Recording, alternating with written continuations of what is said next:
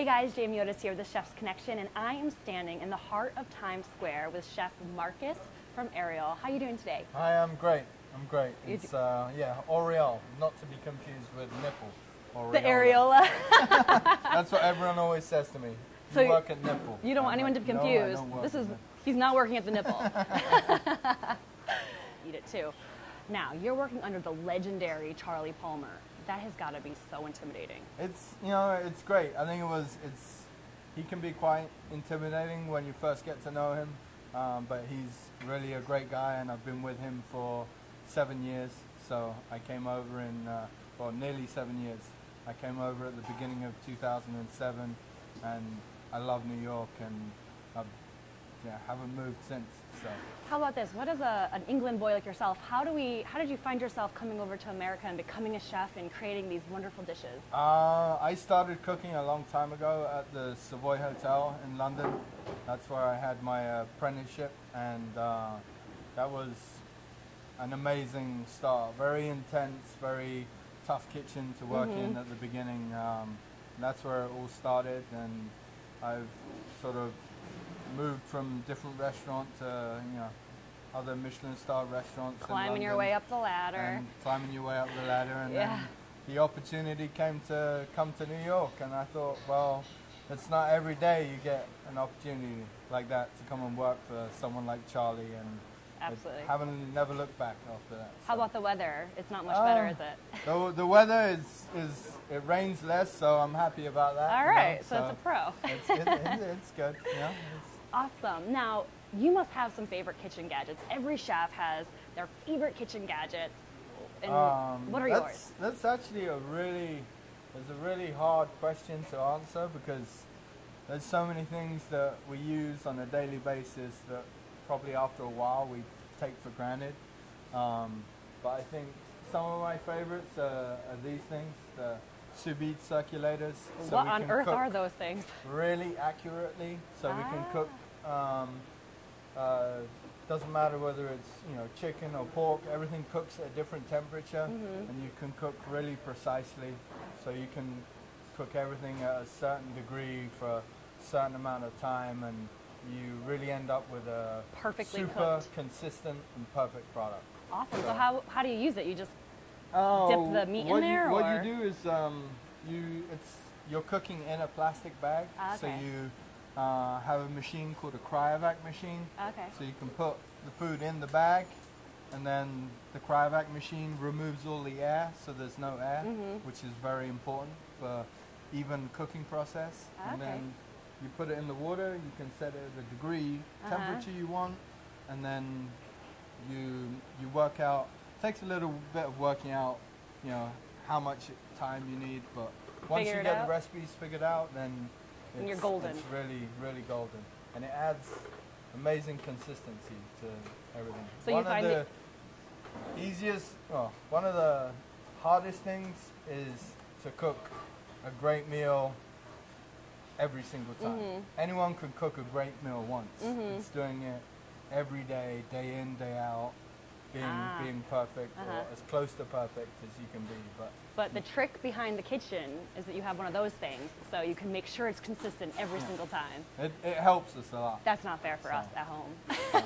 You can buy them at home now. You get little mini ones. Oh, really? Yeah, you can get them in like JB Prince or Williams tip Sonoma. for everyone out there. So you got like these little tiny sous vide machines. Perfect. So. Any other favorite gadgets of yours? I got a couple. I got this baby here. Whoa! What is that? This is my tuna knife. So we can break down whole tuna. We get in. When you do it, are you like?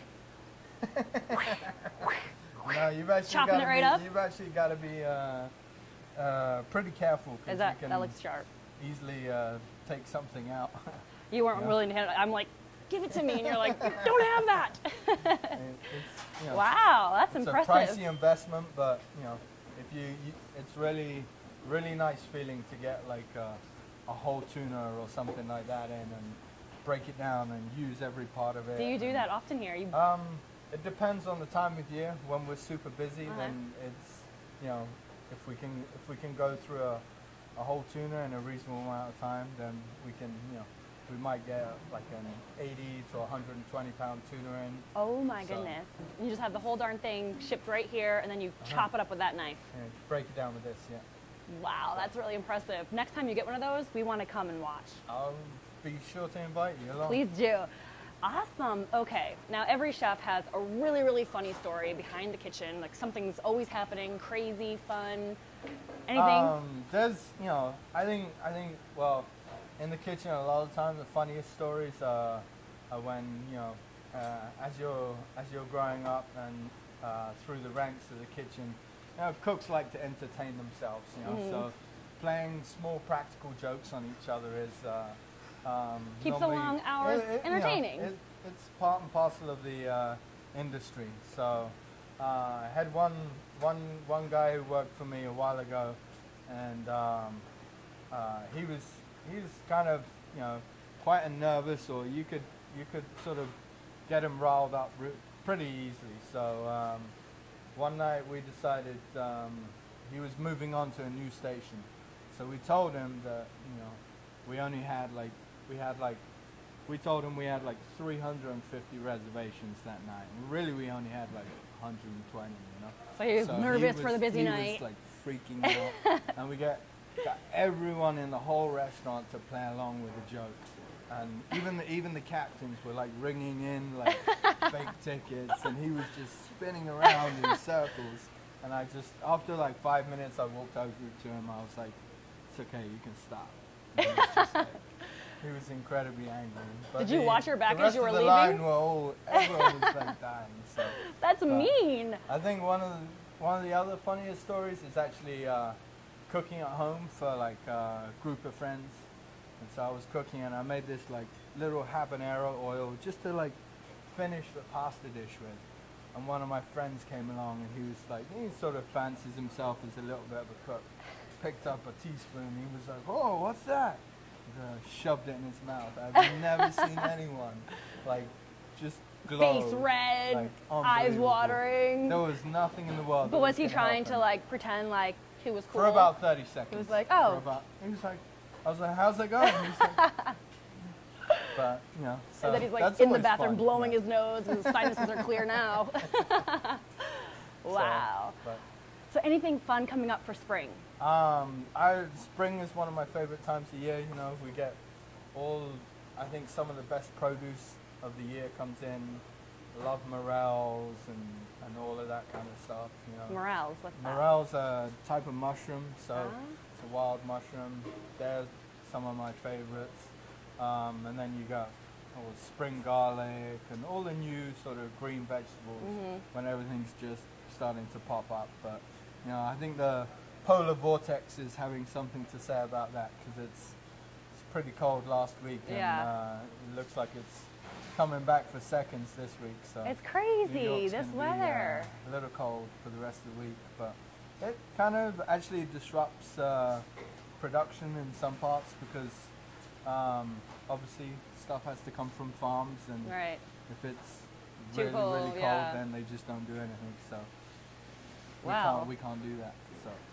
Well, on a positive note, in a few months it will be summer, and then we can have some of your yummy mushrooms and all the fabulous entrees.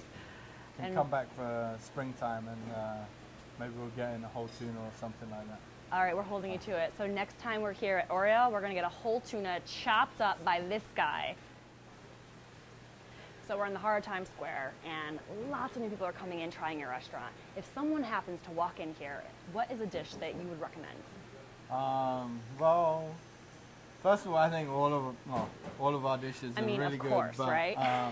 I think, you know, a lot of people normally always go for the standard stuff, like, you know, tuna tartare or green salad, or I would say, like, let's push the boundaries here. Have something you haven't tried. You know, like, I'm a huge fan of foie gras. I love foie gras. That's great. We do great foie gras here. You can either get it hot or cold. We do a terrine, which is served cold. What is terrine? It's where we set the foie gras in a mold, and then we layer it with different stuff. So I might go and grab it in a minute. I'll show you. Okay, perfect. And then, you know, we do a hot version, which is a seared piece of foie gras, So I think a lot of times people are, because it's liver and it's that sort of They're scared of offliness, it. people think it's going to be super livery, but it's actually really, really good. You know, I had it for the first time the other day, and I was really impressed. It is really good. So if you're willing to test your boundaries. But I think, you know, a lot of other good things. We have great shrimp, ruby red shrimp, but again, that's a lot of the time people order things that they know. Like, try something you haven't had before that you don't know, you know? Like, when in New York and at one of the best restaurants, why not? yeah, you know, like all of the produce we get here, whether it be the meats or the fish, is, you know, it's always very fresh, and we always get source really good products. So, you know, I think you're not really gonna go wrong. But just, I would encourage people, move out of the comfort zone. Yeah. Try something you haven't had. You know? Absolutely. Now, for you, since you've been in New York, have you found yourself trying anything new, maybe away from the fine dining? You know, one thing I've really enjoy is, and it's slightly different from in England or where I grew up. There wasn't that much necessarily Japanese or Korean influence in London when I was growing up, and that's one of the things I really enjoyed in New York. You know, like either going down to Koreatown late at night with a bunch of chefs, or going down to the East Village, and there's a bunch of yakitori places. What's your favorite type of a dish? I think, you know, I really love the some of the Japanese, like hot dishes, the yakitori, the fried chicken skins and things like that. I think, you know, a lot of the time Japanese cuisine is just thought as raw fish, sushi, but there's a lot more to it. So that's I love a lot of those Asian influences. I absolutely love sushi. One of my favorite rolls is this, like a spicy tuna. What's your favorite roll? I think in season, when the soft shell crab is in season, when they fry that and put that in a roll. That's your favorite. I think that's really delicious. Again, it's, you know, but you're like, about trying different things. Yeah. I'll try anything. Same you here. know, like there's a bunch. Where did I go? I went to Sushi Yosada, I think it was, and they had a sea intestine, which was like amazing, which was really good. Very salty, but like it was. I can't say I've ever really tried good. the intestines before. Now, a lot of chefs are, you know, there's a new rule about the gloves. You know, we're always told that chefs have to wear gloves. Everyone's wearing gloves, but a lot of chefs are opposed to this because you want to be able to feel your food. What is your take on the glove? You know, I think in different parts of the country there seems to be different rules. In some places, I think, like in California, it's mandatory. You got to wear gloves with everything that you're doing. I don't necessarily think gloves are a good thing. A lot of the time, I think gloves, people actually change their gloves like less, or they have a tendency.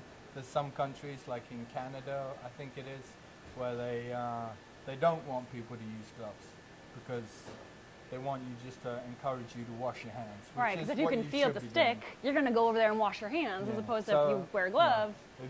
I think I just, you know, I encourage people, you know, wash your hands, but, you know, we use tweezers and spoons, and we have like tasting spoons, but we have like, a bunch of different things to play with. But I think gloves are kind of cumbersome a little bit, but I don't, you know, I think some things you should use them for, you know, when you really want to protect the integrity of something. But for the most part, I would vote not. You're more of a hand washer than a glover. Sounds good. How about you're like trying to impress somebody and you're trying to come up with this great concoction, and then you taste it and it's actually like disgusting? Can't say that's happened, really. The pro here. That didn't happen with him. You know, definitely sometimes, you know, you have an idea or you have a vision in your head of how something's going to be, and then you make it and not quite there. It's, you know, I wouldn't use the word disgusting. I don't think. Not for anything that you but, cook. We would never say disgusting. But you know, definitely sometimes when you're trying things out for the first time, then you're like, you know, like I tell you what, I can't be really persuaded is that great is the durian fruit. It's like and that thing smells so bad. It's like this big, huge, like Asian vegetable. It's like, or a fruit maybe, I think it is, and it just smells god awful. So. And so, does it taste good? I don't. It's a required taste. Yeah, Some people like it. You know, it's a You bit have like French cheese. You know, some like really stinky French cheeses. They actually taste good, but I can't do it. That's where you're drawing the line. That is disgusting. I don't think you can make it taste good, but Okay, so I'm sure there's people we that have argue with me. 2 things on our to-do list with you. One is we're going to cut up a huge tuna whenever you get it. The second is we're going to bring a bunch of different ingredients together, and you're going to have to prepare something that tastes absolutely delicious with that. Okay. All right? Yeah. Are you going to hold sure. yourself to this challenge? Yeah, definitely. Challenge I is look on. forward to it. All right. For more of your favorite tips from your favorite chefs, keep coming back to thechefsconnection.com.